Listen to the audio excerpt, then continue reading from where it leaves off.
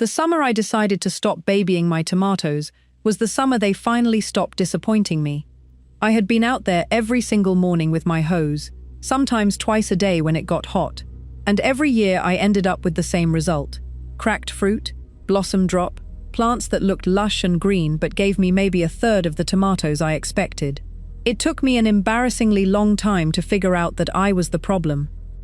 If you have been watering your tomatoes daily this season and wondering why your fruit is cracking, why your plants are setting fewer tomatoes than they should be, or why you are working harder than you want to and not getting the results you deserve, this next few minutes is going to reframe everything you thought you knew about tomato watering. You are going to understand what your plants are actually asking for, what daily watering is doing to them, even when it feels like the responsible thing to do, and exactly how to change your routine right now, in late July, to rescue this season and come out of it with more fruit than you started with. Let me tell you what daily watering actually does to a tomato plant, because it is not what most of us imagine.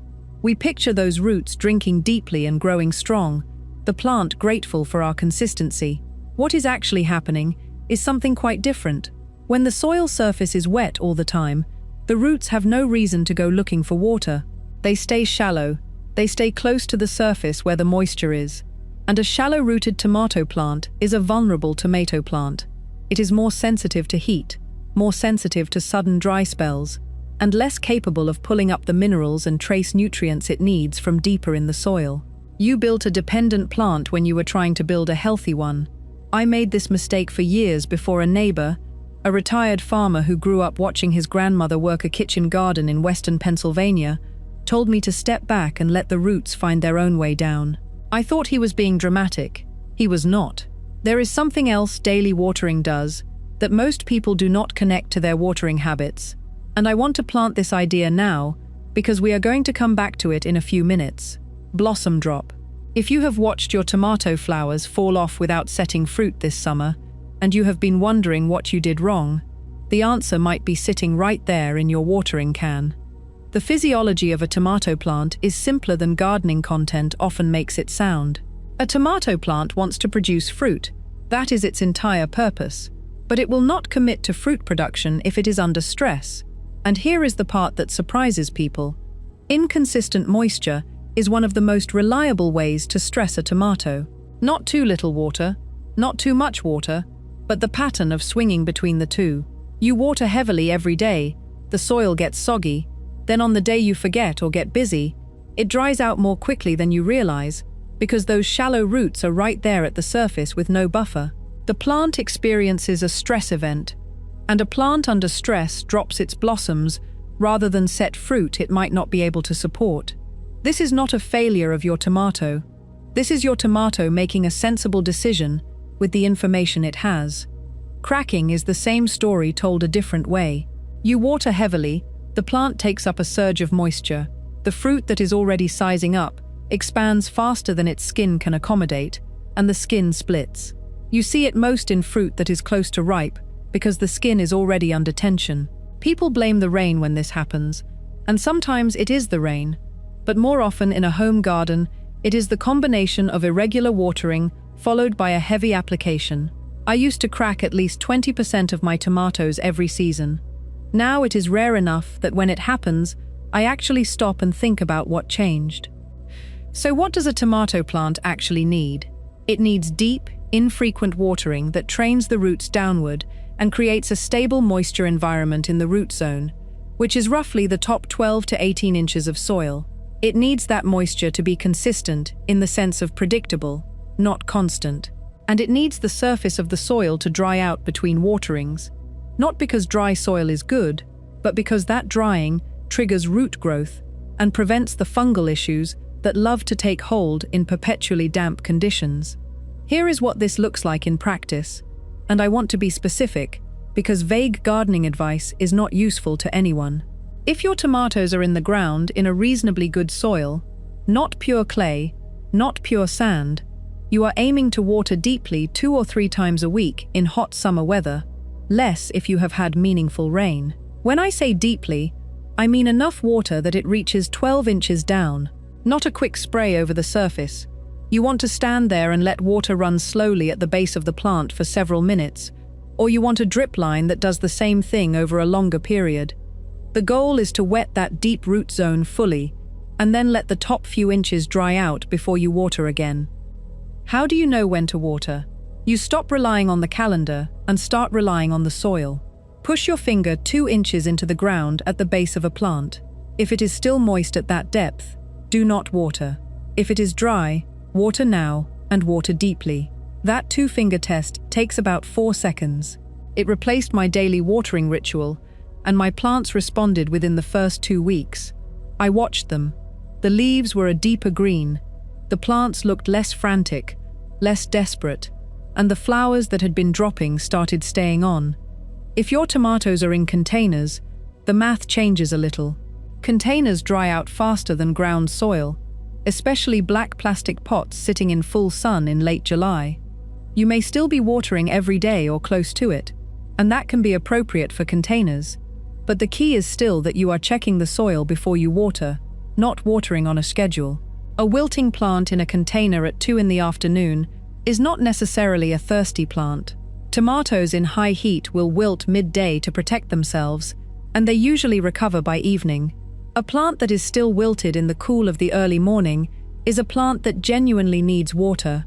Learn the difference and you will stop stressing your container plants with unnecessary watering. Now I want to come back to blossom drop, because I promised I would, and because we are heading into the part of the season where this matters most. We are nearly in August, and if your plants are healthy and sizing up well, this is the time of year when a lot of gardeners start losing blossoms on their late-season flowers, the ones that would become your August and September tomatoes. Heat is part of this. Tomatoes stop setting fruit reliably when nighttime temperatures stay above about 70 degrees Fahrenheit, and daytime temperatures above about 95 also cause problems with pollen viability. You cannot control the weather, but you can control your watering, and inconsistent moisture during a heat event is like adding insult to injury for a plant that is already struggling to set fruit. The most useful thing you can do right now, today, this week, is to stabilize your watering pattern and add a layer of mulch if you have not already. Mulch is the single most effective tool for maintaining the consistent soil moisture that keeps blossom drop at bay. A 3-inch layer of straw, wood chips, shredded leaves, or even grass clippings around the base of your tomato plants will slow evaporation dramatically, keep the root zone cooler on hot afternoons, and reduce how often you need to water. I put straw down every June, and by July, I am watering my in-ground tomatoes twice a week, even in heat, sometimes once. That is not laziness. That is working with the plant instead of against it. There is one more thing I want to cover, and this is the one it took me 3 seasons to fully understand. So stay with me. It is about what happens to flavor when you change how you water.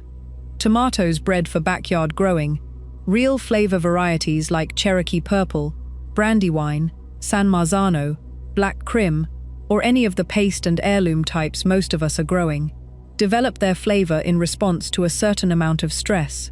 Not severe stress, not drought, but the gentle tension that comes from a plant that has to work moderately for its water. A tomato that is swimming in moisture all the time produces big, watery fruit, pretty to look at, not much on the tongue. A tomato grown on deep, infrequent watering concentrates its sugars, its acids, its lycopene, everything that makes a tomato taste like something. The Italians have known this for centuries. The reason San Marzano tomatoes grown in the volcanic soil south of Naples taste so different from the same variety grown in a wet northern European climate is partly the soil, partly the sun, and partly the fact that those plants experience real moisture stress through the growing season. You cannot replicate Campagna in your backyard, but you can stop diluting your tomatoes from the inside out with constant moisture. I am not saying let your plants suffer. I am saying trust the system. Deep roots, stable moisture at depth, surface drying between waterings, a layer of mulch holding everything steady. This is the routine that gets you fruit that tastes like the tomatoes you remember from your grandmother's garden or from a farm stand in August. It is also, and this matters, a routine that is easier on you than daily watering. You are out there less. You are carrying less water. Your hose time goes down, and your yield goes up. Let me say something about this for those of you dealing with physical limitations, because I hear from a lot of viewers who have backs that do not cooperate the way they used to, or knees that make bending over a raised bed a real negotiation. Daily watering is genuinely hard work. You are moving water, which is heavy, frequently. You are bending and reaching regularly. For some of us, cutting watering frequency in half is not just good plant science. It is a meaningful reduction in physical demand. If you have been dreading your morning garden routine because it hurts, this one change might be the thing that makes gardening feel sustainable again. I switched to a simple timer-controlled drip system in my raised beds 4 years ago, and the physical relief was immediate. But even without a drip system, moving from daily to every 3 days with a deep soak is night and day for your body.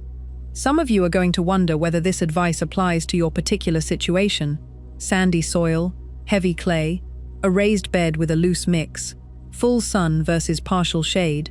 The honest answer is that the principle holds everywhere. The specific timing adjusts. Sandy soil drains fast, and you will be watering more often than someone with a heavier soil mix. Clay holds moisture a long time, and you can push the intervals out further. Raised beds with a store-bought mix often fall somewhere in the middle.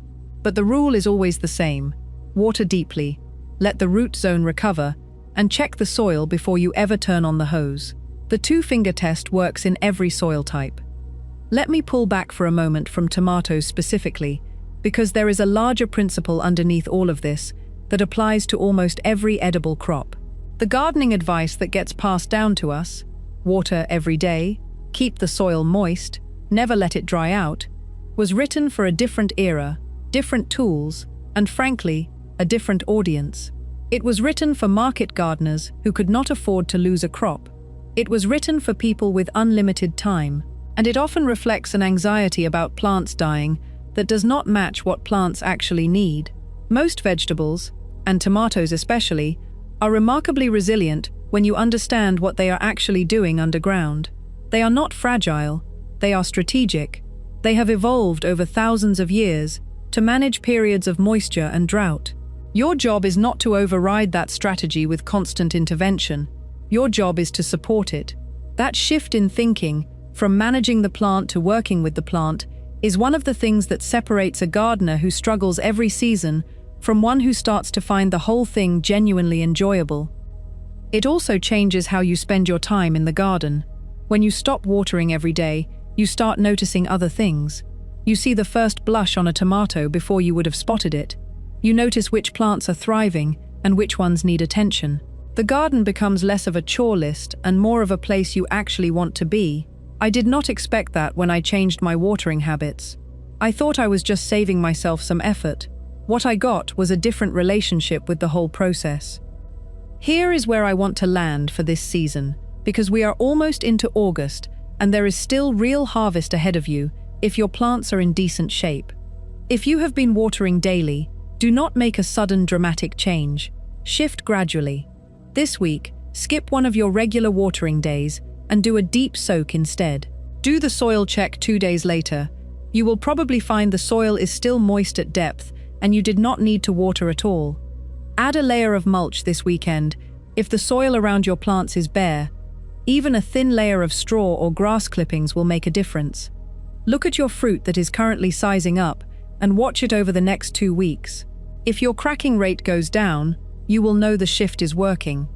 If you have blossom drop happening right now, the watering change alone will not fix the heat problem, but it will remove one layer of stress from a plant that is already dealing with a lot. Give it stable moisture and let it do what it can. Sometimes a plant surprises you in September when the nights cool down and it suddenly sets a second wave of fruit on branches you had almost written off. For next season, this is the setup I would suggest building toward. Drip irrigation or soaker hoses connected to a simple timer, not an expensive system, just a basic setup that costs $30 or $40 at any hardware store and takes an afternoon to put together.